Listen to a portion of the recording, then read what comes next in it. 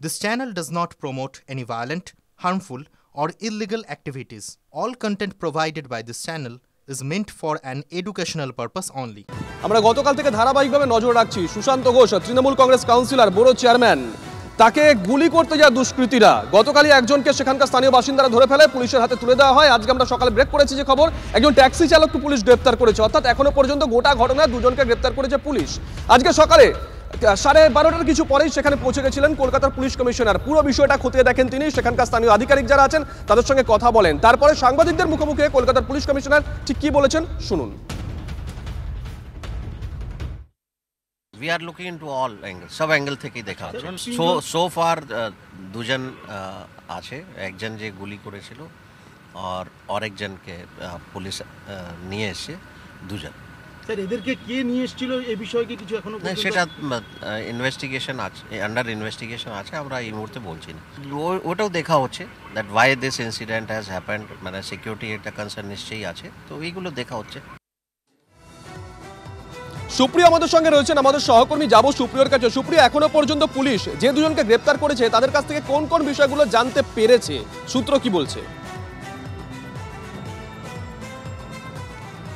শুভজিৎ তোমাকে প্রথমেই যেটা বলবো যে ধৃত দুজন বা যে দুজন এখনো পর্যন্ত গ্রেপ্তার হয়েছে এই গোটা ঘটনার সঙ্গে যুক্ত থাকার অভিযোগে তাদেরকে আলিপুর আদালতে নিয়ে যাওয়া হয়েছে আলিপুর আদালতে পেশ করার পর পুলিশের তরফ থেকে হেফাজতে চেয়ে আবেদন জানানো হবে কারণ এই দুজনকে হেফাজতে নিয়ে তদন্তকারীরা যে সমস্ত জায়গাতে এখনও ধোঁয়াশা রয়েছে সেই জায়গাগুলোই কিন্তু নিশ্চিত হতে চাইছেন তবে এখনও পর্যন্ত প্রাথমিকভাবে তদন্তকারীরা যেটা জানতে পেরেছেন যে ইকবাল নামে একটি নাম সামনে উঠে আসছে এবং সেই ইকবালকে তার খোঁজে কিন্তু তল্লাশি চালাচ্ছে তদন্তকারীরা কারণ এই যে ধৃত যুবরাজ যে গুলি চালানোর চেষ্টা করেছিল কাউন্সিলর সুশান্ত ঘোষকে লক্ষ্য করে সেই যুবরাজই কিন্তু এই যে ইকবাল নামটি সে বলেছেন তবে এই নামের আদৌ বাস্তবে কতটা অস্তিত্ব রয়েছে সেটা যেমন দেখছে বা যদি এই নামটি ভাঙিয়ে অন্য কেউ নিজের পরিচয় গোপন করে থাকেন তাহলে সেই ব্যক্তিকে কারণ এই ইকবাল নাম যে এসছে এটাই মূলত মাস্টার মাইন্ড এমনটাই কিন্তু তদন্তকারীরা মনে করছেন এবং তার খোঁজে যেমন তল্লাশি চলছে তার পাশাপাশি আরও একজন অন্যতম যার খোঁজে তল্লাশি চালানো হচ্ছে সে হচ্ছে স্কুটার চালক যে স্কুটারে চেপে গতকাল সন্ধ্যায় এই যুবরাজ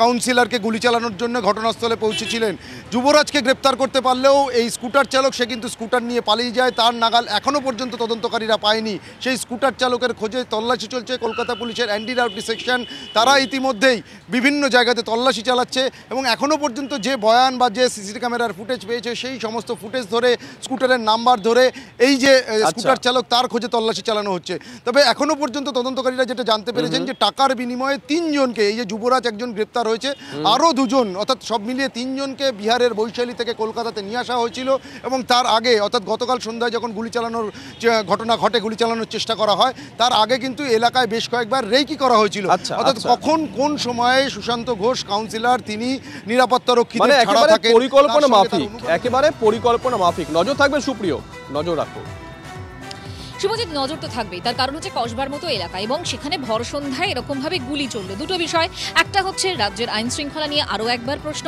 এবং পুলিশের ভূমিকা নিয়েও আরও একবার প্রশ্ন আর পুলিশের ভূমিকা নিয়ে এর আগেও আমরা দেখেছিলাম মুখ্যমন্ত্রী মমতা বন্দ্যোপাধ্যায় তিনিও কিন্তু প্রশ্ন তুলেছিলেন এবারও প্রশ্ন তুললেন প্রশ্ন তুললেন ওই কাউন্সিলর সুশান্ত যেমন প্রশ্ন তুলছেন তিনি বলছেন যে এই এলাকায় এ ধরনের ঘটনা এবং জনপ্রতিনিধিদের আইন শৃঙ্খলা রক্ষার দায়িত্ব নয় দায়িত্ব তো পুলিশের ভূমিকা নিয়ে প্রশ্ন তুললেন পাশাপাশি মেয়র ফেরহাদ হাকিম তিনিও বলছেন ইউপি কালচার বাংলায় বরদাস্ত করা হবে না রইল ব্যাক টু ব্যাক দুটো বক্তব্য কারণ তো ইনভেস্টিগেশন করবে পুলিশ পয়েন্ট ব্ল্যাঙ্ক রেঞ্জ থেকে গুলি করার চেষ্টা করেছে জগন্নাথ দেবের কৃপায় মেশিন লক হয়ে যায় সেটা বেরোয়নি অঞ্চলের নিরাপত্তা দেওয়ার দায়িত্ব রাজনীতিবিদদের নয় সেটা পুলিশ প্রশাসন দেবে এখন থেকে আমাদেরও কসাস থাকতে হবে আমাদেরও নিজস্ব নিরাপত্তার দায়িত্ব নিজেদের তুলে নিতে হবে হতাশাটা আমার আরও বেশি লাগছে আজকে যে আমি ভাবতে পারছি না যে আমার নিজের পাড়ায় নিজের বাড়ির তলায় আমাকে এই জিনিস ফেস করতে হবে জেলা সভাপতির কাছে আমি অসংখ্যবার বলেছি যে কসবার রাজনীতি অন্য খাতে বইছে আমি জানি না এর সঙ্গে রাজনীতির কোনো যোগ আছে কিনা কিন্তু রাজনীতিতে দুর্বৃত্তায়নটা আমার মনে হয় ঠিক নয় আমি অনেকবারই জানিয়েছিলাম আমার মনে হয় এখান থেকে সরে যাওয়াটা বেটার এবং মানুষের জন্য রাজনীতি করা উচিত এনাফ ইজ এনাফ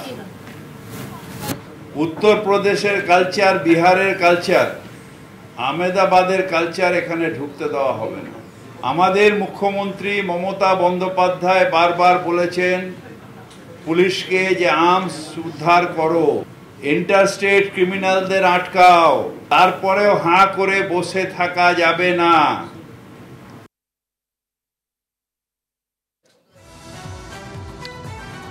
এই মুহূর্তে কথা বলবো, আমাদের সঙ্গে রয়েছেন আমার সহকর্মী শান্ত ভট্টাচার্য। শান্ত, দেখো, রাজ্যের শাসক দলের শীর্ষ নেতৃত্ব তারাই পুলিশের উপর আস্থা রাখতে পারছেন না, এটা নিয়ে একটা প্রশ্ন।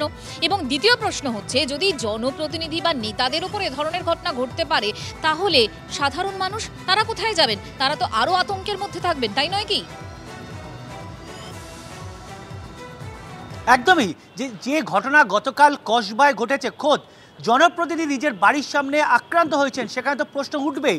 আর কোথায়, যেখানে একটি বিখ্যাত শপিং মল রয়েছে তার 300 মিটার দূরত্বে, তার থেকে 1 থেকে 1.5 কিলোমিটার মধ্যে রয়েছে কসবা থানার, সেখানে জনপ্রতিনিধিকে আক্রান্ত হতে হচ্ছে। ট্রিগার যদি ঠিকমতো খোলা থাকতো তাহলে হয়তো তার প্রাণও যেতে পারত।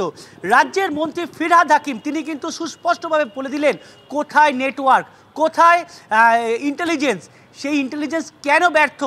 স্বাভাবিকভাবেই যেখানে মন্ত্রী প্রশ্ন তুলছেন, যেখানে জনপ্রতিনিধি নিজে বলছেন তিনি হতাশ, নিরাপত্তা নিয়ে তিনি উদ্বেগ প্রকাশ করছেন, বলছেন তিনি যেখানে আক্রান্ত হচ্ছেন তাহলে সাধারণ মানুষের নিরাপত্তা কোথায়।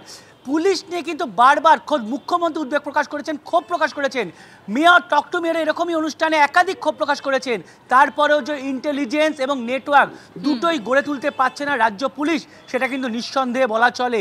আর সেই কারণে এবং কেন গড়ে তুলতে পারছে না পুলিশ, কোথায় গলতটা থেকে যাচ্ছে, এই প্রশ্নের উত্তর অবশ্যই আমরা খোঁজার চেষ্টা করব। আপাতত শান্ত, তোমাকে ধন্যবাদ। কিন্তু প্রশ্ন আরও একটা গুরুত্বপূর্ণ ক্ষেত্রে রয়েছে মঞ্জিরা, শুভজিৎ, তার কারণ কসবার কাউন্সিলরকে এই যে খুনের চেষ্টা, এর পেছনে কি বড় কোনো মাথা? না, একথা কিন্তু আমরা বলছি না। তৃণমূল কাউন্সিলর সুশান্ত ঘোষ তিনি নিজে দাবি করেছেন, তিনি বলছেন যদি পেছনে বড় মাথা কেউ না থাকে তাহলে সুপারি কিলার কেন নিযুক্ত করা হবে, এ প্রশ্ন তিনি তুলছেন। অন্যদিকে 107 নম্বর ওয়ার্ডের কাউন্সিলর লিপিকা মান্না, তার সঙ্গে সুশান্ত ঘোষের দ্বন্দ্ব, এ খবর নতুন নয়, এর আগেও বহুবার তা প্রকাশ্যে চলে আসে আমরা জানি। লিপিকা মান্নাও কিন্তু দাবি করছেন যে এই ঘটনার পেছনে অন্য কেউ জড়িয়ে থাকতে পারেন, তাদের মধ্যে দ্বন্দ্বের জেরে এই ঘটনা নয়। আপনাদের ব্যাক টু ব্যাক শোনাবো কি বলছেন সুশান্ত ঘোষ, কি বলছেন লিপিকা মান্না। কোনো একটা মানুষ তার নিজের ব্যক্তিগত প্রতিহিংসা চরিতার্থ করবার জন্য এটা ঘটিয়েছে, এবং এখন অবধি যতদূর যা শোনা গেছে যে বিহার থেকে সুপারি কিলারকে দিয়ে কাজটা করানো হয়েছে। এখানকার কেউ নিশ্চয়ই আছে, বিহারের তো আর সঙ্গে কোনো সরাসরি রাজনৈতিক যোগাযোগ আমার নেই, এখানকার কেউ নিশ্চয়ই যোগাযোগ আছে। এই বড় মাথার কথা বলছেন, কোনো বড় মাথা যুক্ত হতে পারে। বড় মাথা না হলে কেনই বা সুপারি কিলার নিয়োগ করবে, কেনই বা পয়সা দিয়ে কিলার ভাড়া করবে? না, গোষ্ঠীদ্বন্দ্ব কিসের জন্য হবে? আমরা তো তৃণমূল কংগ্রেস করি, মমতা বন্দ্যোপাধ্যায়, অভিষেক বন্দ্যোপাধ্যায় আদর্শের নীতিতে আমরা মেনে চলবো। আমরা দুজনেই এক পার্টি করি, এক দল করি। আমার সঙ্গে স্বরূপদার সঙ্গে কোনো রকম মুখোমুখি কেউ দেখেছে কোনো গোষ্ঠীদ্বন্দ্ব?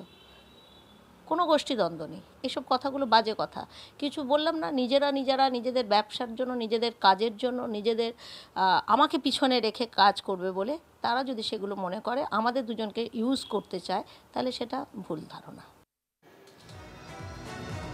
আপনারা শুনলেন সুশান্ত ঘোষ এবং লিপিকা মান্না, তারা কিন্তু স্পষ্টতই বলছেন যে এই গোষ্ঠীদ্বন্দ্বের বিষয় নয়, এবং তারা বলছেন অন্য কোনো বড় মাথা থাকলেও থাকতে পারে।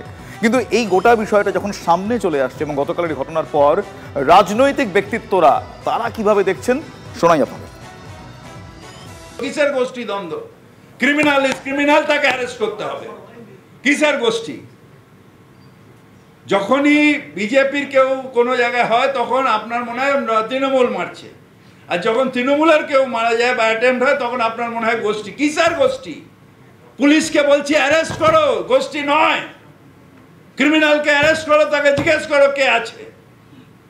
যদি গোষ্ঠী হয় গোষ্ঠীকে অ্যারেস্ট করো। কোনো গোষ্ঠী টোষ্ঠী নেই আমাদের। একদিন ভাবেননি কেন? ভালো কামাই হচ্ছিল, ভালোই চলছিল। গুন্ডা পুষেছেন, খালি আমাদের গুলি মারবে? গুলি তো ওদের দিকেও মারবে। আজকে দেখুন তালিবানকে কাজে লাগিয়ে পাকিস্তান ভারতের বিরুদ্ধে লাগাচ্ছিল, আজ তালিবান ওদের বিরুদ্ধে সেনাদের খুঁজে খুঁজে মারছে, বম ফাটাচ্ছে। তো হিংসা আর এই ধরনের কাজ কখনো শান্তি আনে না সমাজের বুকে। তাদের যদি কেউ বেশি তোল্লাই দেয় আর সেই আগুনে নিজেকে পুড়তে হয়। দেখুন, শিখুন। তৃণমূলের মধ্যে অন্তর্দ্বন্দ্বের বহিঃপ্রকাশ হচ্ছে। একটা জনপ্রতিনিধিকে, কাউন্সিলরকে তার বাড়ির সামনে কিভাবে শুট করতে যাচ্ছে, গুলি করতে যাচ্ছে। পুলিশের সময় নেই খুনি ধরার বা খুন করার আগে কোথায় কি হচ্ছে তার খবরাখবর নেওয়ার পুলিশের সময় নেই। তা আগামী দিনে যেমনভাবে একটা জনপ্রতিনিধিকে খুন করতে গিয়ে খুনিকে ধরা হয়েছে, তেমনিভাবে এই বাংলার মানুষ অপরাধীদের ধরুন